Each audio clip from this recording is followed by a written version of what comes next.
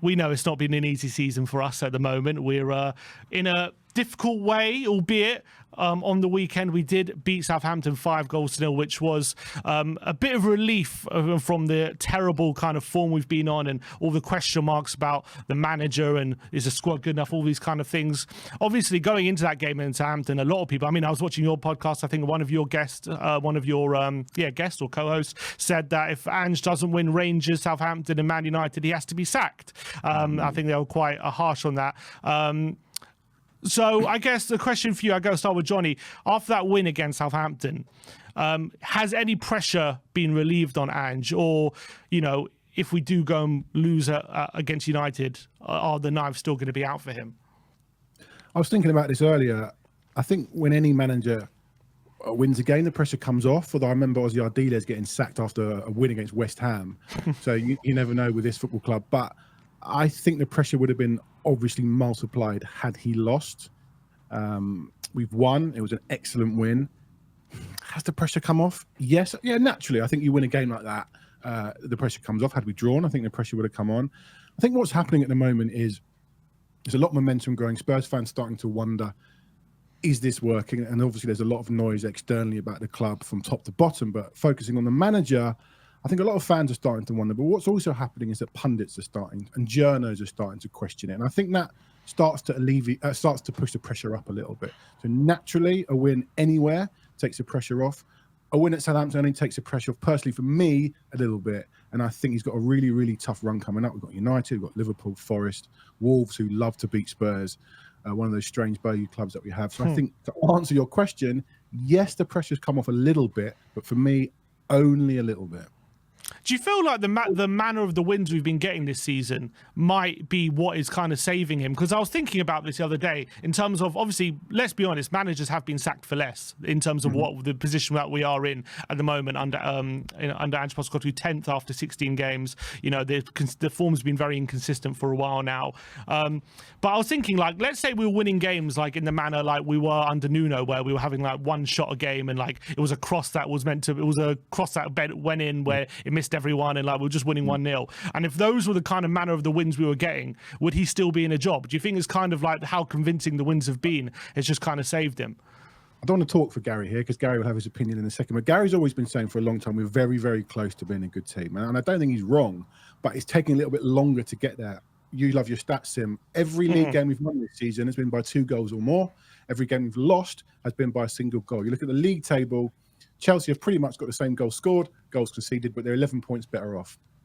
So I think the manner in which we're winning games is great. Listen, to thump anybody is great. But actually, we need to start scraping wins. And for me, that's all about managing a game and taking situations as they come. So I think if we listen, I don't want to win 1-0 with Son cross against Watford that goes past the goalkeeper.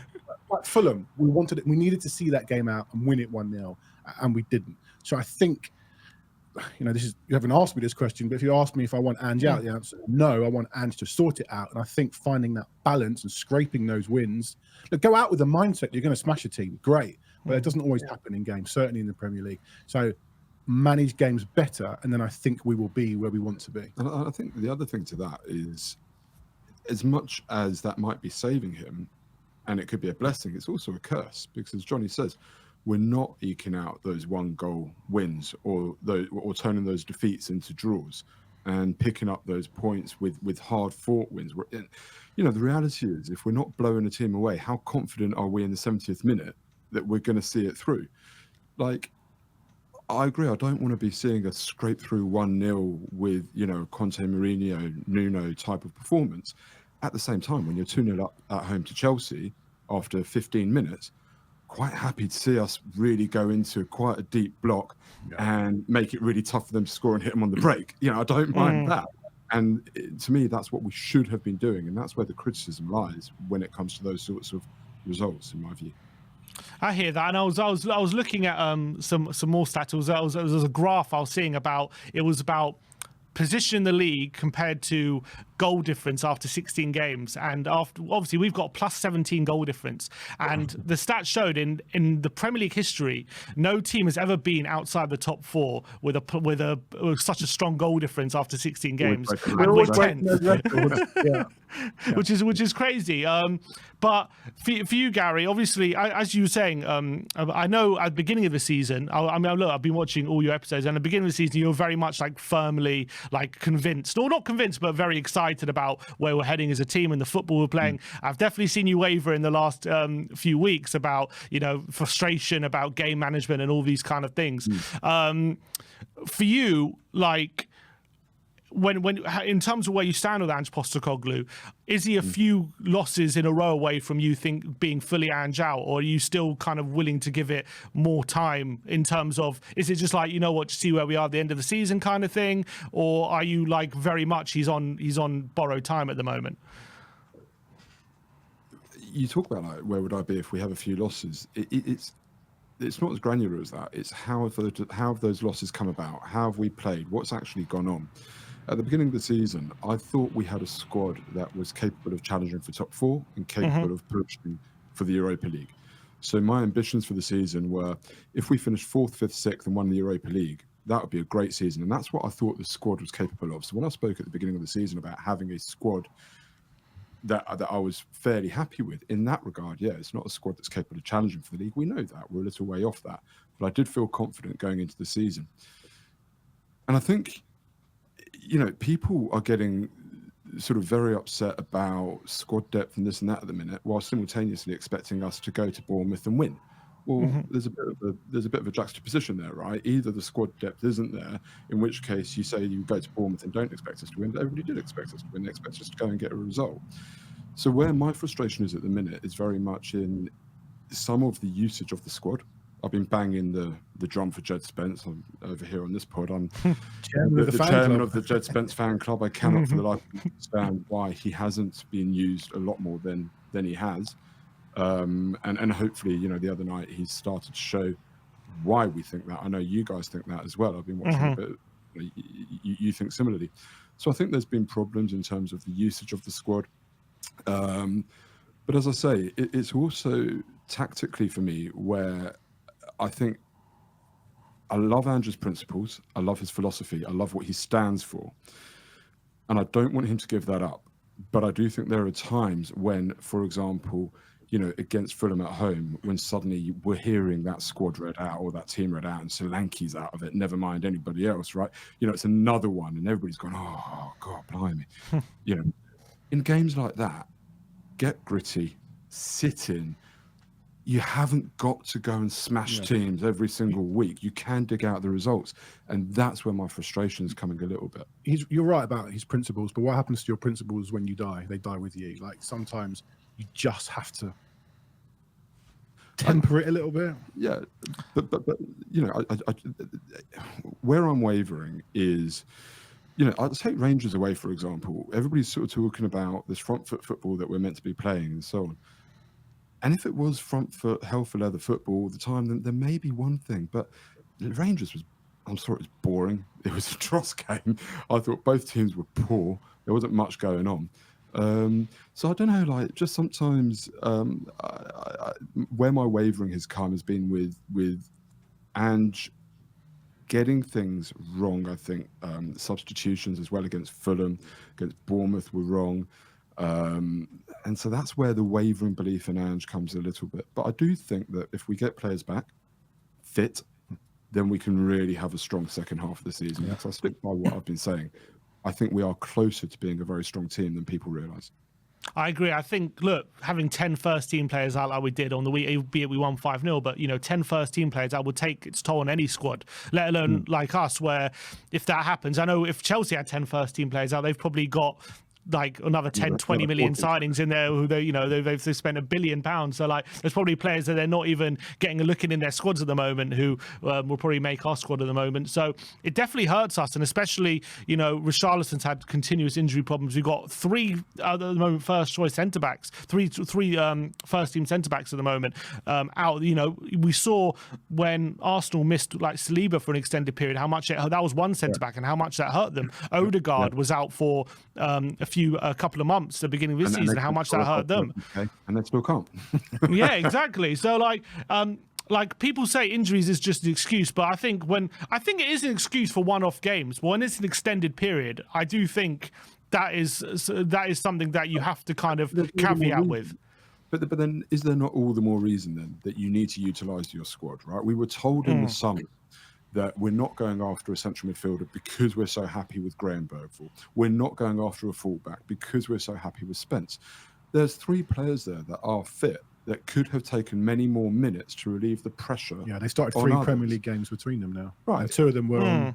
And this is what I'm saying about, the squad. And I go back to something that Ange said at the beginning of the season where he said, the results the games haven't quite played out in the way that I wanted in order to give some of the squad more minutes. And I'm thinking to myself, hang on, first 3 games of the season, you've got Newcastle away and Arsenal at home. What were you thinking would happen that you would get more minutes to these guys? Like, there's a bit of a disconnect between some of the things that he's said and the minutes that he's giving some of the players. And that's a frustration to me because I think you've got some really talented footballers there and they're not going to learn, they're not going to grow sitting on the bench. And personally, I'd rather see Bergvall making mistakes than a Højbjerg, for example. I know it's not there anymore, but do you know what I mean? It's use these players, take the pressure off the others. Maybe you save 1 or 2 injuries. So can I ask you? I mean, this is your pod. I'm not supposed to be asking. Go for it. No, please ask away. You go home and away. You spend a lot of money on this football club. What do you think at the moment? Look, for me, obviously, being in 10th place, I don't think is a good enough position for where the squad we have, and especially with the time. If this is Ange's first season, you could probably give him a bit more grace. But the fact that he's now been in the job 18 months, of course, that is not a position that we should be in. And if you told me at the beginning of the season, after 16 games, we'd be in 10th place, I'll be like, this guy's going to be banging trouble. Of course. And I think you pointed out, of course, that's why there's a lot of pressure on him. For me, how I just feel about the situation when it comes to Ange Postecoglou, first of all, the league is very extraordinary tight, isn't it? 6 points between 4th and 13th. So literally a couple of games, you can be right exactly where we want to be challenging, and a couple of losses, and all of a sudden we're in 13th, and people are saying we're going to be in a relegation battle. So I understand the swings in the mood at the moment. So for me, I'm kind of like, as long as the league is that tight, and we're kind of, at the moment, I'm giving him a bit of grace because of this injury crisis. And as long as the league is so tight, once we start getting players back, a couple of games time, we're going to have Bentancur back. Hopefully, soon after that, we're going to have Davis and Van der Ven back. All of a sudden, you're going to have options again. And hopefully, he'll have a few more things to play. Maybe we get 1 or 2 additions in January. But the main thing for me is how I see things is that I've accepted that we're not going to be spending, in terms of money, like the money required, I would think. I'm not saying we don't spend, because we do. We probably spend between 100 and 150 million per summer, which is not nothing, which is a good amount of money. But is it enough to, in terms of just purely by spending, close the gap between us and Liverpool and City and Chelsea, just from spending that amount of money? I don't think it is, personally. So the only way, if you're not going to close the gap by spending, you have to do it by stability and time and implementing a project and a process and believing in it and sticking to it.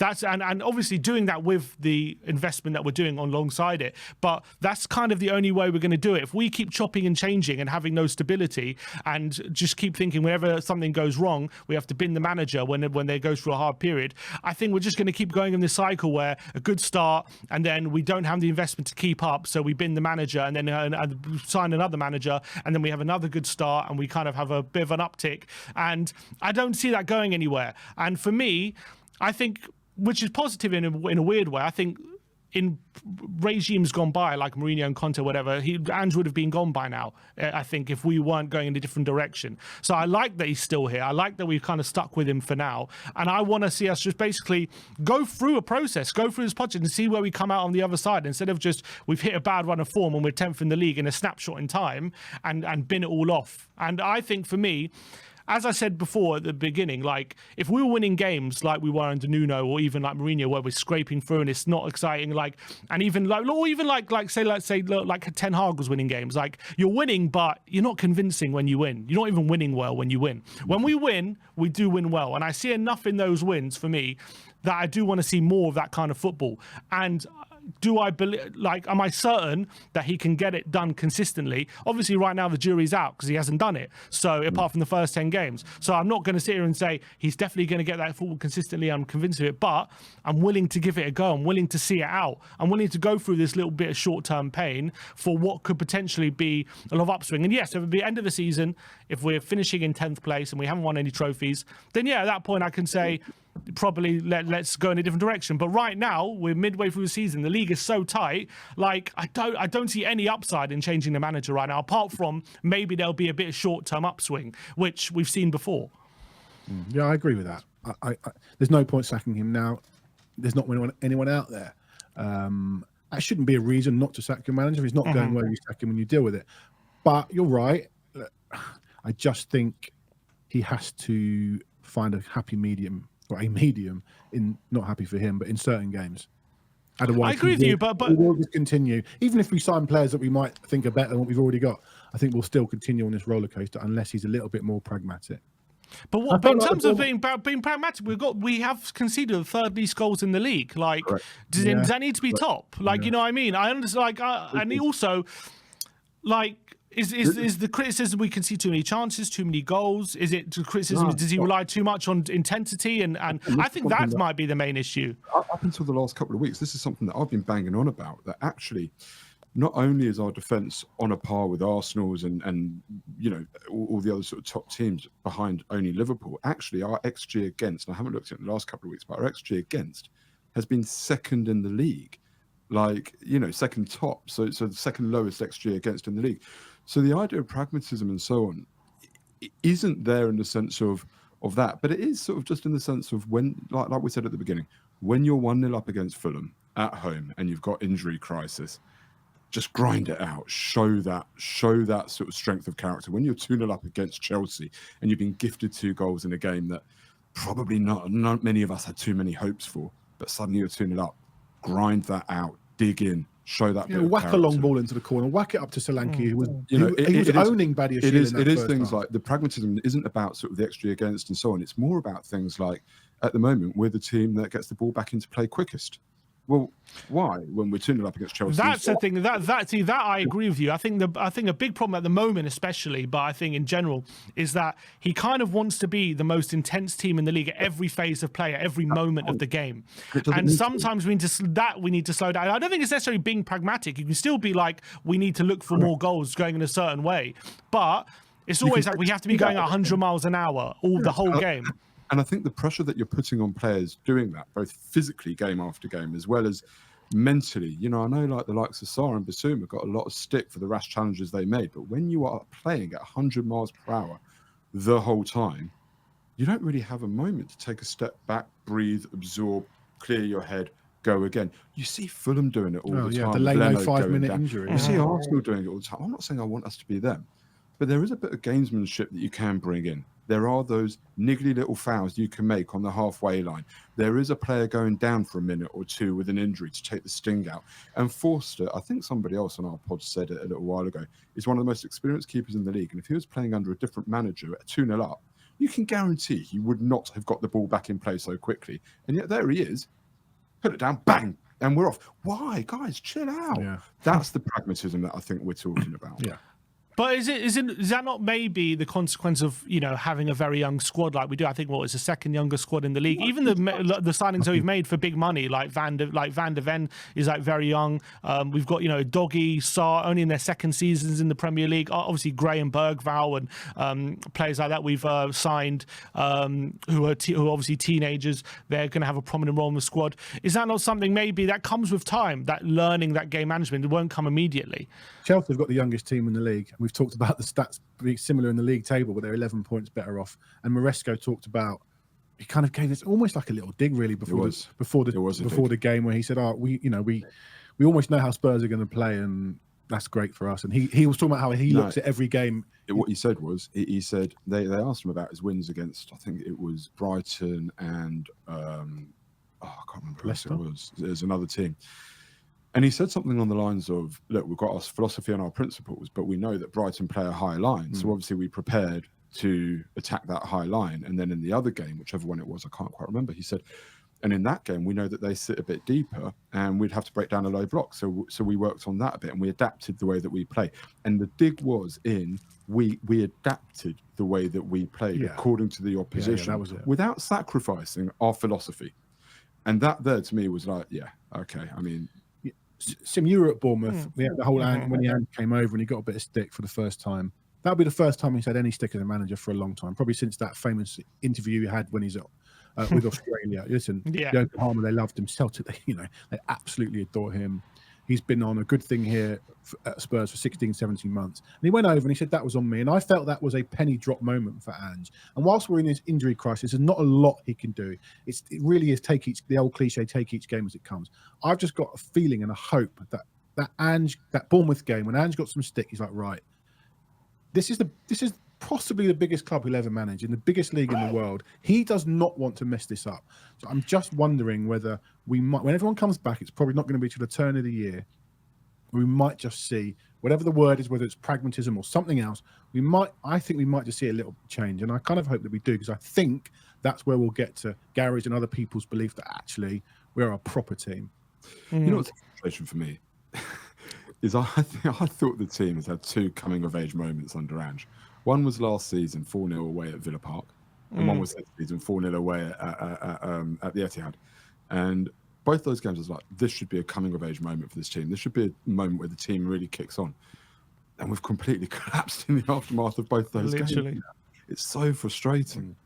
But it shows every time you think this team has, turned a big corner, or as you say, had a statement win, we never ever back it up, do we? And I wonder, is that a mentality thing? Is that just a consequence of maybe hamstrings? Yeah, I mean, clearly we have a big hamstring problem. Van de Ven, even Ben Davies, I don't think he's had a hamstring injury in 10 years, and he's had a hamstring injury. What's called in the last few weeks. Yeah, I mean, it's going to be. I wonder if it's a case of, is Ange football the way he wants to play in terms of having that intensity? If we had a full squad, obviously we're still not the perfect team, even with a full squad, because we had defeats like Palace and Ipswich, and that wasn't because of we had injuries or anything at that time. But if we did have a full squad and he was able to make rotations in a bigger squad, look, you said Chelsea, which is fair enough, but look at the options he has. It's absolutely crazy. Like, in each position, that front line, he's got his bench is probably worth more than our whole team. He's spent 1.5 billion. He's like, Nkunku was 50 million. João Felix was big money. Like, they signed Sancho when they didn't even need to sign Sancho for big money. They got Palmer obviously for like 50 million. They've got an unbelievable amount of options, don't they? So maybe he has the tools to chop and change. Well, maybe Ange doesn't. That's all the more reason to have grabbed that 2-goal lead. That's all the more reason to have sat back a little bit and said, and let me ask you this question, because this is something we discussed on the pod. I don't know if you saw this one, because the question for me was, the frustration is that we showed against City twice. In the home, especially in the home game, but also in the away game. We showed against City, we can sit in and we can defend and we can really hurt good teams on the break. You can say what you like about where City are at the minute. The point is, as an attacking force and pushing back, we were disciplined. We defended really well. We limited them to very little in both of those games. So, having shown that we could do it, why did we not do that against Chelsea? Why did we not sit in and make it real? Because they tore through us so easily because we're pressing and they're a good footballing team and they just passed it around us. And I think your mate John McKenzie. McKenzie wrote an article quite early on saying you can press like this, but the Premier League will find you out and the good teams will play their way around you. And he said that in June 2023, talking about Ange before it even started. And that Chelsea game showed it. So you talk about the depth of the squad, and to me, that was more reason even to protect the likes of Van de Ven in that game. Don't make him defend on the halfway line, sit in deep. We've had 2 big successes against City playing that way recently. Why did we not do it?